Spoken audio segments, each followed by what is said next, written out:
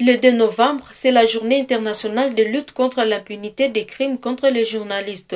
À l'occasion, le Coracon, la GED et les ARDC, en partenariat avec Free Press Unlimited et l'ambassade de Pays-Bas en RDC, ont organisé une matinée d'échange dans le cadre du projet Accès à l'information fiable pendant l'état de siège. L'activité a vécu à l'hôtel Ishango.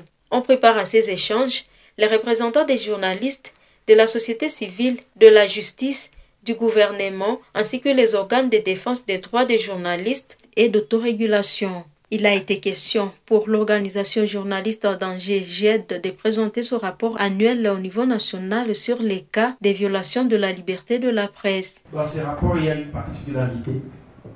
Nous n'allons pas nous attarder sur les chiffres des abus, où nous avons démontré à chaque abus un auteur. Et le criminel, entre guillemets, devra faire objet d'une poursuite pour réparation. Vous allez vous étonner que dans ces rapports, nous ayons cité également nos propres institutions.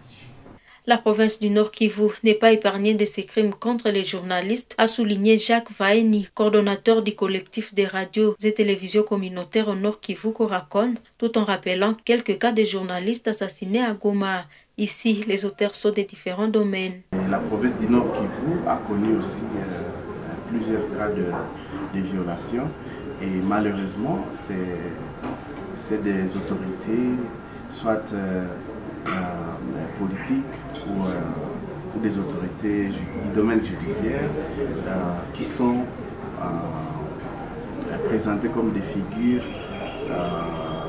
prédatrices de la liberté de presse. Pour définir les stratégies pouvant améliorer le travail du journaliste au Nord Kivu, les participants ont proposé quelques recommandations.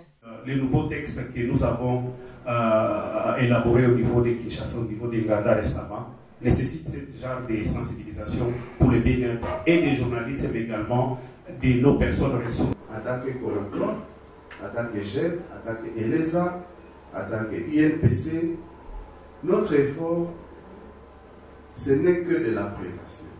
D'initier au moins des sensibilisations à des policiers, parce que ce sont les policiers qui exécutent au niveau du terrain avant d'abord de saisir les juridictions.